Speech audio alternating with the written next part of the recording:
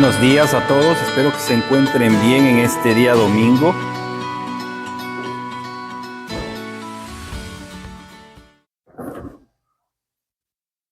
Es muy gratificante cuando uno ve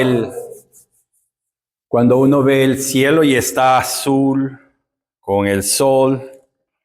Y también es gratificante cuando uno ve el cielo nublado y con nieve también viniendo, porque todo viene del Señor, ¿no es cierto? Entonces vamos a darle gracias al Señor primero que nada por este precioso día. Con lluvia o sin lluvia, con sol o sin sol, tenemos que aprender a agradecerle al Señor lo que Él nos está enviando cada día, y así en cada una de las cosas de nuestras vidas. Para los que no me conocen, mi nombre es Julio César. Soy un hermano, un trabajador del ministerio, nada más. Y he tenido la oportunidad hoy día de estar aquí para poder traer esta palabra. Y si ustedes me pueden decir qué celebramos hoy día, pues sería excelente. Alguien que me pueda decir qué celebramos hoy día. ¿Perdón? El Domingo de Ramos, ¿no? Entonces estamos viniendo con una prédica, con una serie de enseñanzas para el que hemos tenido ya como 4 domingos, ¿sí? Y que es la serie que hemos visto de la corona a la cruz. Y en este día vamos a ver en la cruz del Calvario, donde el amor y el dolor se encuentran. Ese es el tema que vamos a ver hoy día. Generalmente hoy día se celebra el día de Domingo de Ramos, ¿no es cierto? Hay una liturgia muy conocida donde se hacen los ramos para la llegada de Jesucristo. Pero habíamos visto ya con el pastor en las prédicas anteriores, especialmente que esta entrada triunfal, esta entrada que tenemos, es nada más que el preámbulo para el clímax del sacrificio del Señor en la cruz. ¿No es cierto? Ponme la siguiente pantalla, por favor, hermano. No es más que la siguiente, por favor, más que el preámbulo de esto. Entonces, hemos visto por 4 domingos todo lo que viene pasando, y en este momento lo que vamos a ver y nos vamos a centrar, si ustedes tienen sus Biblias, por favor, les pido que abran sus Biblias en el libro de Lucas, capítulo 23, del 33 al 49. Vamos a estar viniendo a este capítulo completamente, porque aquí es donde nos vamos a centrar en la crucifixión y muerte del Señor Jesucristo. ¿Sí? Nos vamos a centrar en la crucifixión y muerte del Señor Jesucristo. A través de miles de años atrás, hemos visto cómo las profecías se venían hablando acerca de la entrega del Mesías, de qué es lo que iba a hacer el Mesías. Y en el capítulo de Lucas, capítulo 23, versículos del 33 al 49, vamos a leerlo muy rápidamente. Dice: cuando llegaron al lugar llamado La Calavera, crucificaron allí a Jesús y a los malhechores, uno a la derecha y otro a la izquierda. Entonces recuerde, estaban en la montaña llamada La Calavera o el Gólgota, y habían 2 personas más ahí, ¿no es cierto?, que estaban siendo crucificados al mismo tiempo. Siguiente, por favor. Y Jesús decía: Padre, perdónalos porque no saben lo que hacen. Y echaron suertes repartiéndose entre sí sus vestidos.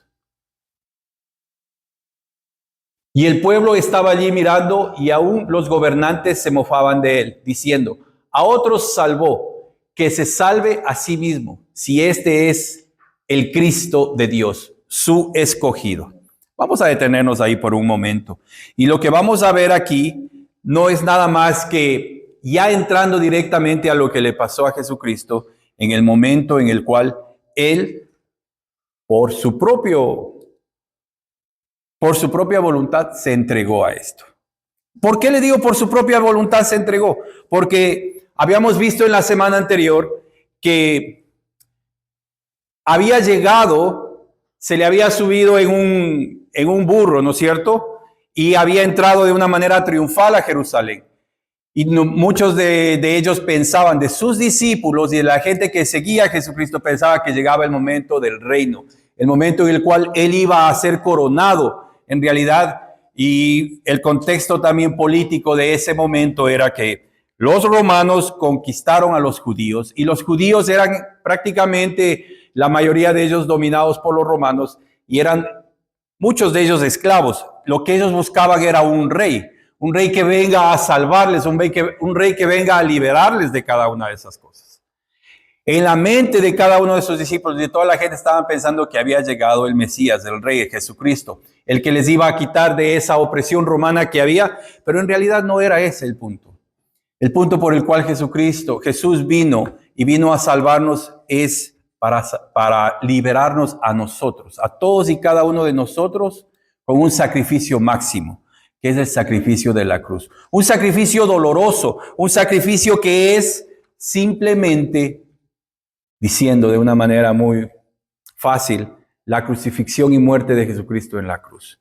Eso es lo que vemos. Por lo tanto, estamos simplemente en este momento haciendo una introducción a lo que hemos venido escuchando en estas 3 y 4 últimas semanas. El contraste de esto es que la entrada triunfal, la corona anticipada, era simplemente el comienzo del sufrimiento, la cruz inminente. Ahora déjenme le explico algo rapidito. La cruz en el momento, la muerte de cruz era una muerte humillante. ¿Sí? Era una de las formas más humillantes y el castigo más humillante que existía de parte del pueblo romano para las personas. Y esa era la muerte que iba a tener. Por lo tanto, usted puede recordar qué es lo que pasa ahí. El destino era ineludible de Jesucristo. Jesús vino para eso. Ese era su meta, ese era su propósito. Para eso había venido. ¿Sí? Mucho antes también, Pedro quiso decirle que no debería de pasar eso. Pero Jesucristo sabía para qué había venido. ¿Qué le quiero decir con esto? Cumplir la voluntad de Dios es difícil muchas veces, la mayoría de veces. Y a veces duele también. Pero Jesucristo había venido para eso exclusivamente. Ahora, voy a hacer un pequeño... Ustedes saben que ahora con redes sociales y la inteligencia artificial hacen muchas cosas. Esto es un poco saliéndonos del contexto, pero estaba viendo como para que entienda usted un poco. Han hecho un video de un Jesús y sus discípulos y de Terminator. Y Terminator supuestamente llega a la época de Jesús a salvar a Jesús. Y ustedes saben cómo es Terminator, ¿no? Terminator llega y ¡pum! Judas por traicionero.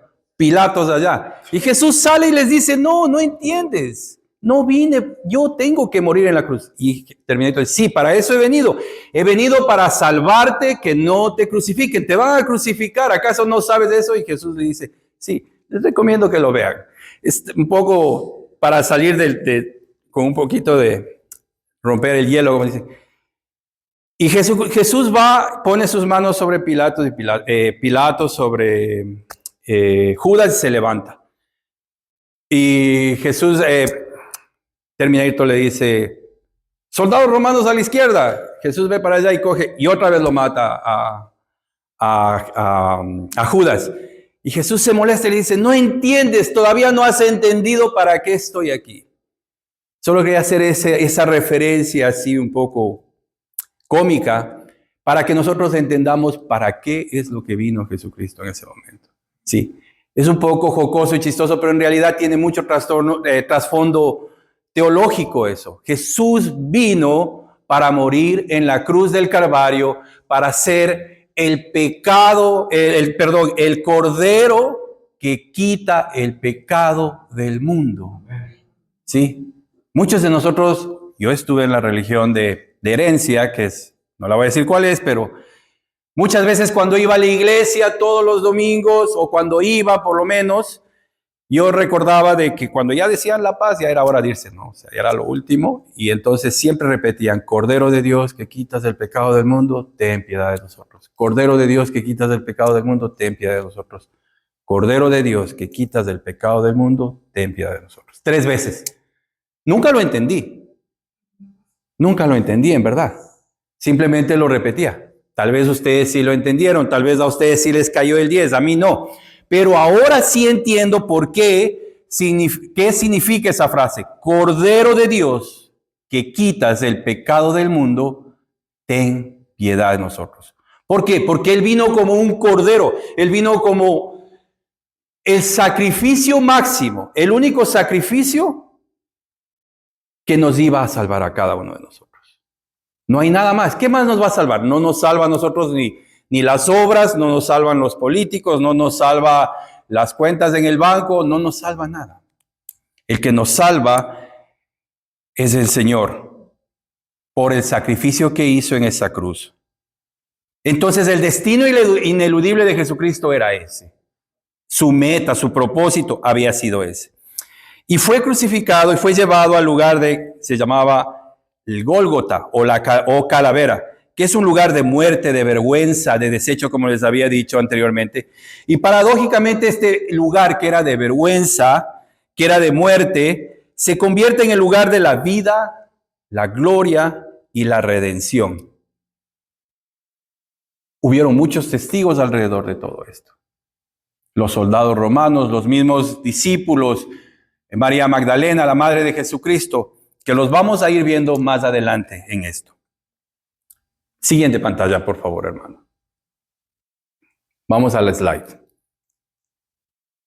Por lo tanto, tenemos de aquí el dolor inconcebible del sufrimiento de Jesucristo. ¿Sí? En este momento, cuando Jesucristo está en este lugar llamado el Gólgota o la Calavera y es crucificado, tenemos lo que habíamos visto, el contraste, el destino ineludible, el nombre del lugar donde fue, y en medio de todo esto, Jesús pudo hacer algo que en su esencia como ser hombre y Dios al mismo tiempo, pudo entender qué es lo que estaba sucediendo en ese momento. Cualquiera de nosotros, en una forma razonable, hubiese vuelto, hubiese escapado, o nos hubiésemos ido, o nos hubiésemos echado para atrás, pero Jesucristo no. Él tenía claro las cosas que iban a hacer. Él tenía claro lo que iba a pasar ahí. Él sabía que iba a sufrir, e iba a ser crucificado, e iba a ser castigado, sin razón alguna de que Él haya hecho algo, sino más bien por nuestros pecados. Siguiente, por favor, hermano. Siguiente slide. Mira el slide 3, por favor.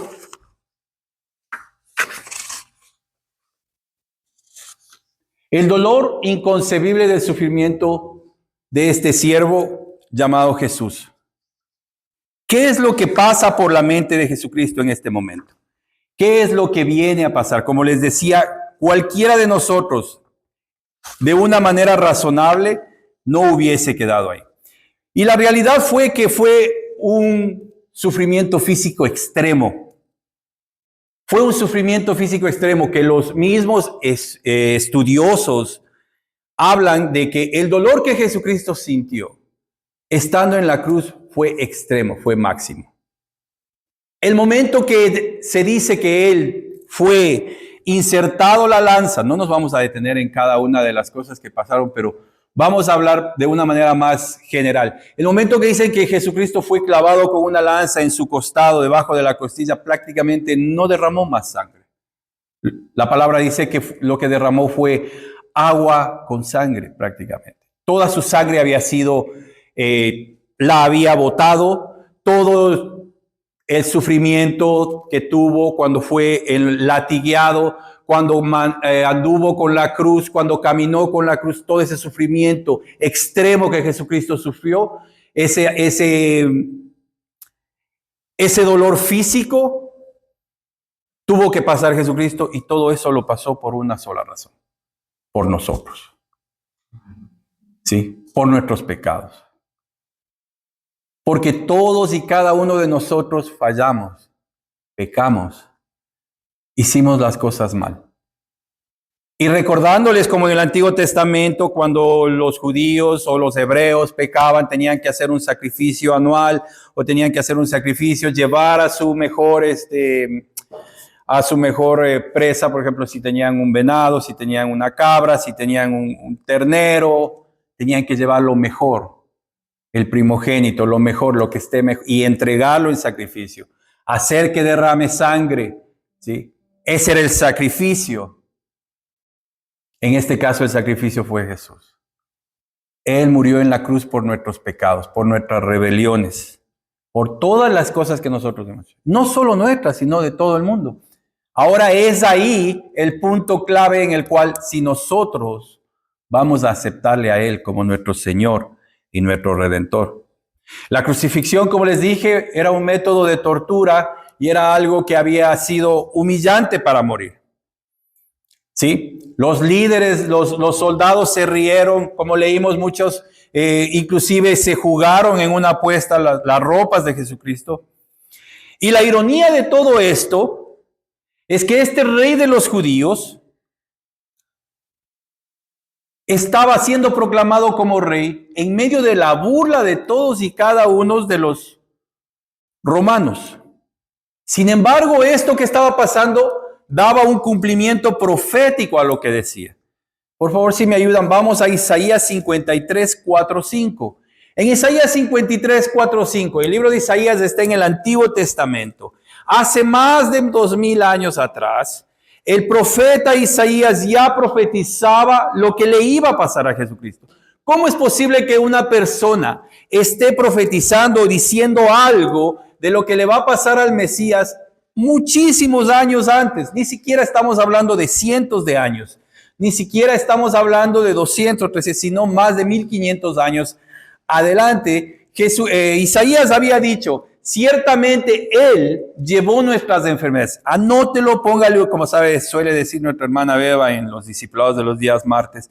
Márquele ahí, márquele en su Biblia lo que quiere decir Isaías 53, del 4 al 5, que es nada más que el cumplimiento de las cosas que le iban a pasar a Jesucristo. Ciertamente Él, se refiere al Mesías, a Jesús, llevó nuestras enfermedades y cargó con nuestros dolores. Con todos nosotros le tuvimos por azotado, por herido de Dios y afligido.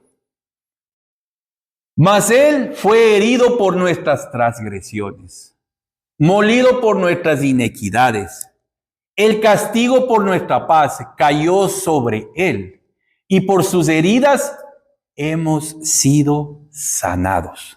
Entonces, no es cuestión que Julio o el hermano Julio les está diciendo esto, no, está en la Biblia, en Isaías 53, el profeta Isaías ya nos decía esto mucho tiempo atrás, y nos está dando a explicar que por nosotros fue Él sacrificado y crucificado. Todos nosotros, mire, todos nosotros. Si usted se va a la versión en inglés, porque para todos hay all,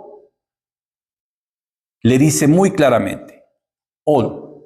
Todos nosotros, o sea, usted y yo y todos sus familiares, mis familiares, todos nosotros nos descarriamos como ovejas, nos apartamos cada cual por su camino, pero el Señor hizo que cayera sobre Él, sobre Jesús, la iniquidad de todos nosotros. La iniquidad es nuestro pecado, nuestra desobediencia, nuestras faltas, nuestras fallas.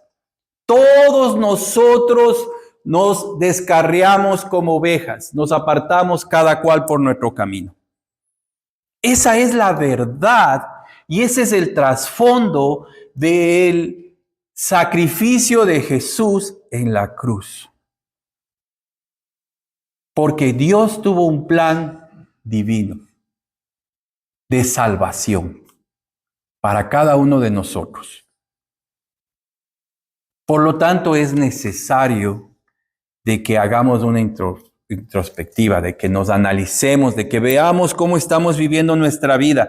¿Sí? Tenemos errores, muchos de nosotros, de que veamos que lo que vamos a ver en el calendario cristiano, ¿sí? En el calendario que se viene hoy día, Domingo de Ramos y la Semana Santa, que vamos a tener Viernes Santo y Domingo de Resurrección. ¿Cuáles son las razones por las cuales pasaron estos? No pasaron por nada más que por nosotros. Por nosotros. En el Salmo 22, capítulo 14, versículo 18, tenemos algo que habla, una referencia a sí mismo profética, acerca de la agonía física y el abandono de Jesucristo en la cruz. Y el abandono, le voy a decir que sí, el abandono. Dice, soy derramado como agua y todos mis huesos están descoyuntados. Mi corazón es como cera, se derrite en medio de mis entrañas. Como un tiesto se ha secado mi vigor y la lengua se me pega al paladar y me has puesto en el polvo de la muerte. Porque perros me han rodeado, me ha cercado cuadrilla de malhechores, me horadaron las manos y los pies. O sea, quiere decir, me clavaron, ¿no es cierto? Puedo contar todos mis huesos, ellos me miran, me observan. Reparten mis vestidos entre sí y sobre mi ropa echan suertes. Mire, este salmo fue escrito asimismo más de 1500 años atrás. ¿Cómo es posible que el salmista tenía ya la referencia o sabía qué es lo que iba a pasar? Por una sola razón. Por la revelación de Dios.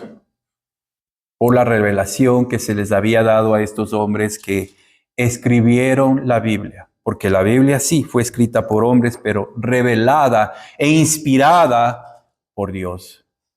Es la inspiración divina por la cual ellos tuvieron que ver con esto. Cuando vemos entonces el Salmo 22 y vemos el Isaías 53 y vemos también Lucas 23, donde se relata todo lo que está pasando con Jesús, desde su captura, desde su llevada a la cárcel, su enfrentamiento con Pilatos, su caminar con la cruz, su castigo, su crucifixión, nos podemos dar cuenta ahora cuál es la razón.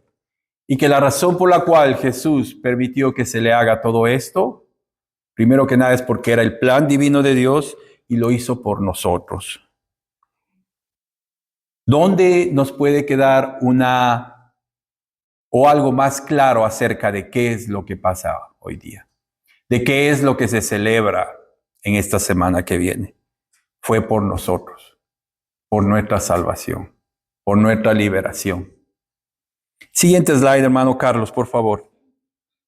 Pero aún así, en medio del dolor extremo, en medio del clímax de todo lo que estaba pasando, Jesucristo dice unas palabras de gracia, amor, desde el sufrimiento extremo que tenía. Palabras de gracia y amor. Porque déjeme decirle algo, el día jueves alguien me cruzó en la highway, iba en la 404 para arriba. Y lo primero que sentí fue muchas cosas feas. Como creo que nos pasa a menudo, ¿no es cierto? Porque alguien me cortó en la autopista. Pero a Jesucristo no le hicieron eso, no le cortaron en la autopista el carro. A Jesucristo lo traicionaron, lo abandonaron, ¿no es cierto? No quedó ninguno. Pedro, que fue el que dijo que iba a estar con él, lo negó 3 veces. Estoy yendo rápido por cuestiones de tiempo, porque lo que no quiero es enfocarme en esos detalles, sino más bien en lo que Jesucristo dice. Crucificado, con el dolor, asfixiándose, porque su cuerpo caía por el peso de su propio cuerpo y estaba tratando de poder estar parado en medio de lo que estaba crucificado. Dice palabras de gracia y amor. Primero que nada, el amor que perdona. En Lucas 23:34 nos dice, Padre, perdónalos porque no saben lo que hacen. Solo Jesús podía decir esas palabras en ese momento. Perdónalos. Porque si hubiésemos sido nosotros, humanamente hubiésemos actuado de diferentes maneras. Perdónalos porque no saben lo que hacen. En la agonía Jesús pide perdón por sus propios verdugos. Hermano, hay gente que nos ha hecho mal a veces o ha hecho las cosas para mal. Es tiempo de reflexionar que nosotros también tenemos que pedir por esas personas. En Romanos 5:8 nos dice, mas Dios muestra su amor para con nosotros. ¿Por qué? Porque envía a Jesucristo a la cruz. ¿Qué otra palabra dice el Señor? El amor que salva. ¿Por qué hablan del amor que salva? Porque recordarán ustedes que habían 2 personas más que estaban siendo crucificados. 2 ladrones. Sí, Jesucristo fue crucificado con ladrones. Fue acusado de querer hacerse rey por los romanos, por los propios judíos de ese tiempo, los escribas, los eruditos, los rabís. ¿Y qué es lo que pasa aquí? Uno de ellos no se arrepentía, el otro sí se arrepentía, el otro sí tenía algo que decir. El otro sí tenía miedo y no sabía si es que en realidad esta persona que estaba alrededor de él iba a ser o era el salvador del mundo, como él venía a decir, el rey. Y lo que él dice, el ladrón arrepentido, no es más que pedirle al Señor que lo salve y que lo ayude. Las palabras del Señor le dicen, de cierto te digo que hoy estarás conmigo en el paraíso. Que es una promesa de salvación inmediata, instantánea. Así como vivimos esta sociedad de este momento, esta cultura instantánea donde podemos pedir todo, de una de las cosas nos llegan o podemos pasar por un drive-thru, por uno y nos podemos comprar una hamburguesa, un café. Más inmediata que esa es la salvación que Jesucristo nos está dando. Una promesa de salvación inmediata. ¿Por qué? Porque en el dolor en la cruz, el Señor le dice, de cierto te digo que hoy estarás conmigo en el paraíso. Gracia pura. ¿Qué habrá hecho este ladrón, este hombre, este pecador, que a final de cuentas es un pecador, que en ese momento está siendo salvado? Nadie fue y le dijo, no, usted hizo esto, usted hizo el otro, vas a hacer esto, tienes que hacer esto, o tienes que hacer esta otra penitencia. No, instantáneamente. ¿Por qué? Porque se arrepintió. Por lo tanto, la palabra clave aquí es arrepentimiento. Saber que hice algo malo y me arrepiento de ello. Nada más. Y aceptar al Cristo, a Jesús, como mi Salvador. Eso fue lo único que tuvo que hacer. ¿Qué es el arrepentimiento? Si estoy caminando para allá y sé que estoy haciendo algo mal, simplemente le doy la espalda a eso y hago las cosas de manera diferente. Ese es el mejor concepto que puedo darle para la palabra arrepentimiento de las cosas que estamos haciendo mal. Póngale usted el nombre que usted quiera. La cosa que está haciendo mal, lo que está actuando mal, comportamientos, actitudes, lo que sea. Arrepentimiento. Arrepentimiento. ¿Qué más pasa en esas palabras de gracia que tiene la parte? Dice, el amor que provee. En Juan 19, 26 al 27 está la parte en la que está el crucificado y ahí están los discípulos, María Magdalena y la madre de Jesús. Sí. ¿Y qué es lo que le dice en ese momento?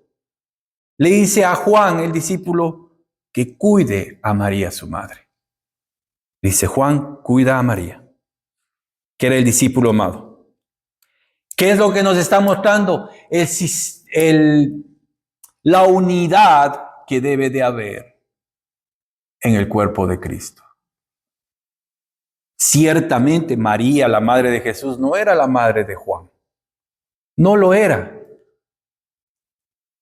Pero le está diciendo, cuida a tu madre.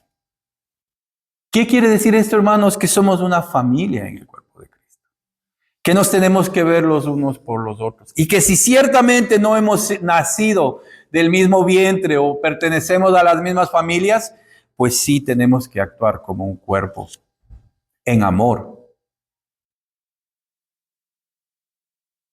en paciencia, en cada una de estas cosas. Tenemos que vernos los unos por los otros.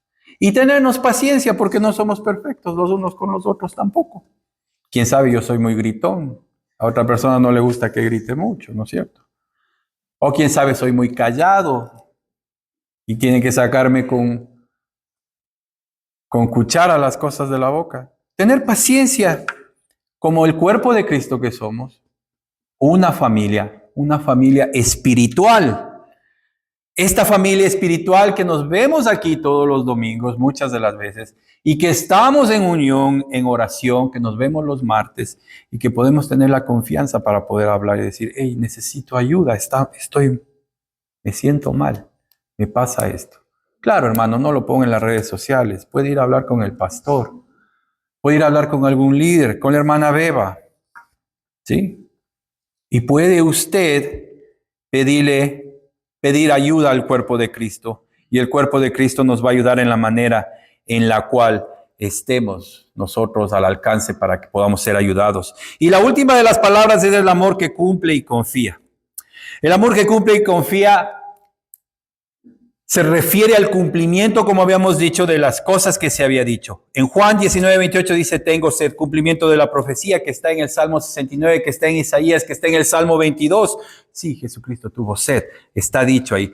Consumado es, dice en Juan 19:30.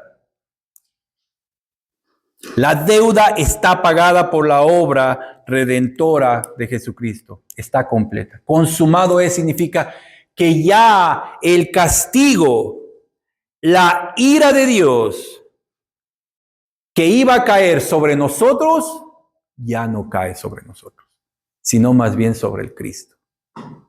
Sobre ese Cristo que está crucificado en la cruz. Cae sobre Él. Ya no sobre nosotros. Cuando estemos nosotros en la presencia del Señor, en el trono blanco, ya no vamos a ser juzgados de la misma manera, sino más bien somos juzgados de acuerdo a lo que Jesús hizo. Ya nuestras fallas, nuestras inequidades ya no serán puestas en la balanza. Ya no son puestas en la balanza. Esas son las 4 palabras que habla Jesucristo ahí. La siguiente, por favor, hermano Carlos, vamos al siguiente. En el clímax redentor, ¿qué quiere decir esto? La muerte que da la vida. Cuando ya Jesucristo está al morir, vemos señales que tenemos en el siguiente aquí.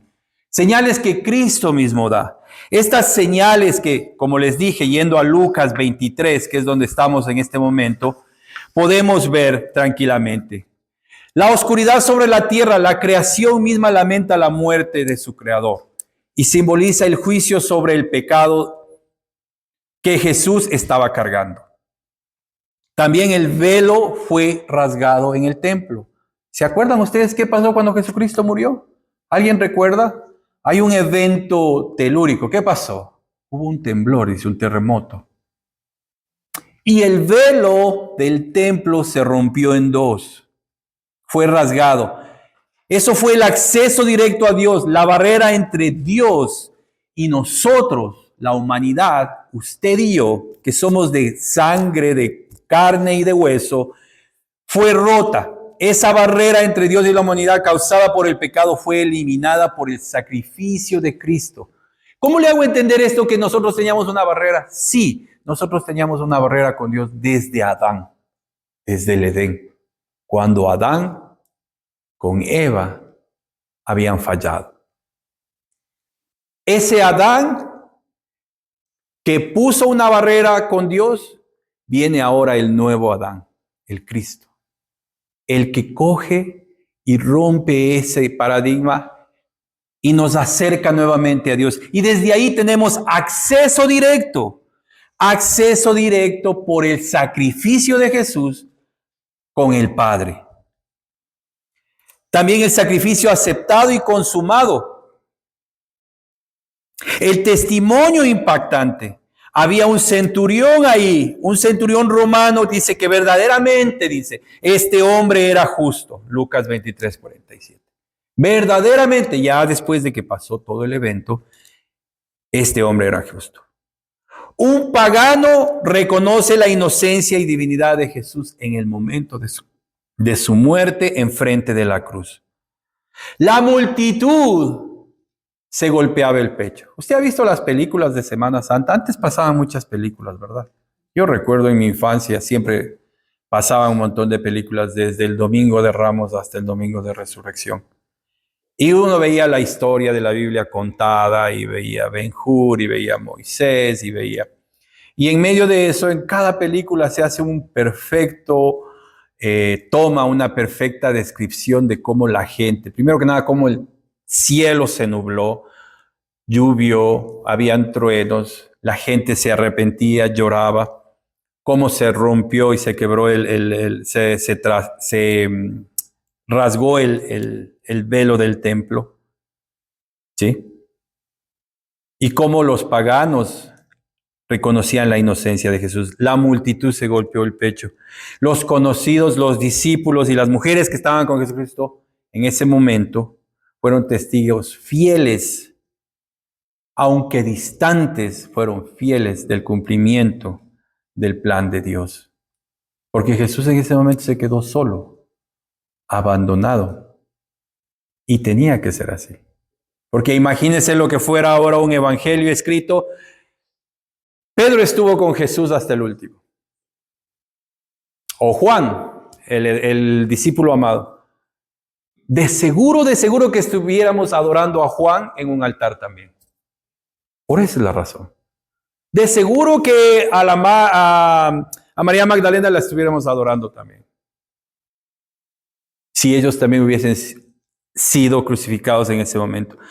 Por lo tanto, Dios tenía un plan divino, un plan perfecto, y por esa razón es por la cual Jesús muere en la cruz. Hay un teólogo muy importante que se llama Aiden Wilson Tower. Dice, la cruz de Cristo es la única puerta de reconciliación con Dios que el hombre encontrará jamás.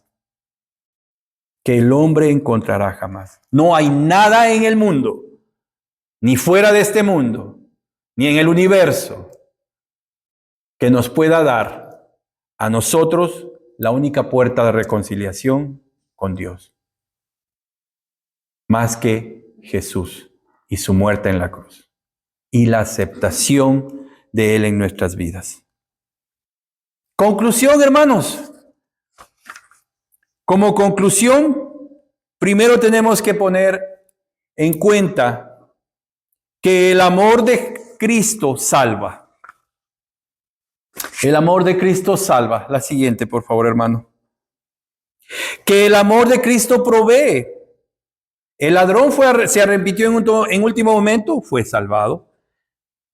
El amor de Cristo provee, le dice a Juan, hazte cargo de María, que es tu madre.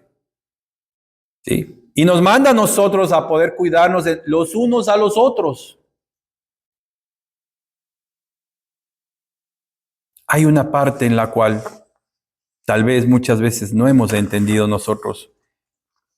Y es que mientras nosotros no pongamos nuestra vida en las manos de Jesucristo, no aceptemos su salvación, no tendremos paz. Viviremos, llámenle lo que usted tenga, felicidad temporal, lo que sea, o simplemente otro tipo de sentimientos, pero no tendremos paz. Para nada. Jesús es el único que nos puede dar a nosotros paz. No hay ninguno otro. No hay ninguno otro. La cruz es un símbolo de derrota. No es un símbolo de derrota, sino el trono desde donde Cristo reina a través del sacrificio. Tengamos eso en cuenta. Cuando veamos una cruz, no la veamos como la muerte del Señor, sino veámoslo como un símbolo de trono donde Cristo el Redentor, nos ha salvado a nosotros. Reconozcamos ese costo. Reconozcamos ese costo. La siguiente, por favor, hermano. Una aplicación al llamado sería reconocer el costo, comprender la profundidad del amor de Cristo. Recibir el regalo que hemos aceptado por el perdón y sacrificio del mismo Cristo. Vivir en gratitud por cada una de las cosas que nos da el Señor. Y la gracia por la proclamación de su mensaje. Compartir esta noticia con cada uno de nuestros familiares, padres, madres, hermanos, primos, hijos. Muchas veces aquí hay familias, muchas veces hay mujeres sin esposos, padres sin hijos, familias sin el resto de las familias, porque no han comprendido esto. Cuando dice proclamar el mensaje, llevarles la buena nueva, decirles que hay un Redentor, que hay salvación, ¿sabe? En nuestra vida no estamos solos. Tenemos al Señor que nos salvó y nos redimió en cada una de nuestras cosas. ¿Lo estamos aceptando? ¿Aceptamos esa cruz? ¿Aceptamos ese sacrificio?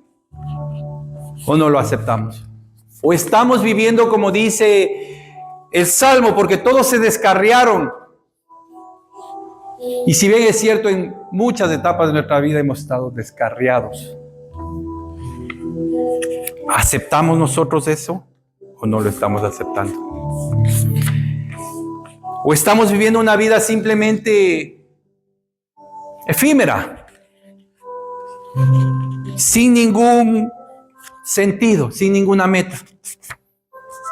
¿Cuál es nuestra meta como hijos de Dios? Glorificarle a Él, ser como Él.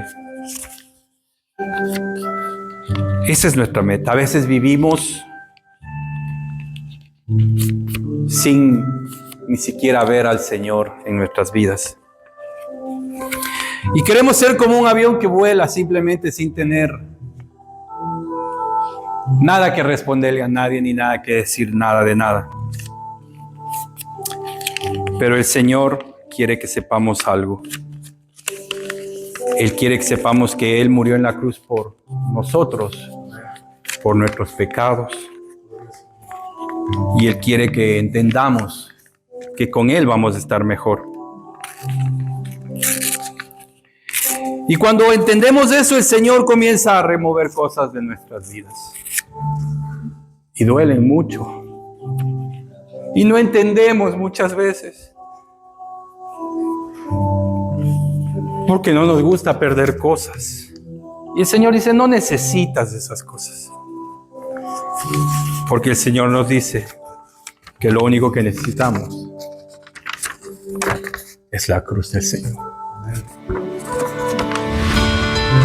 Reflexionemos sobre estas cosas. Gracias.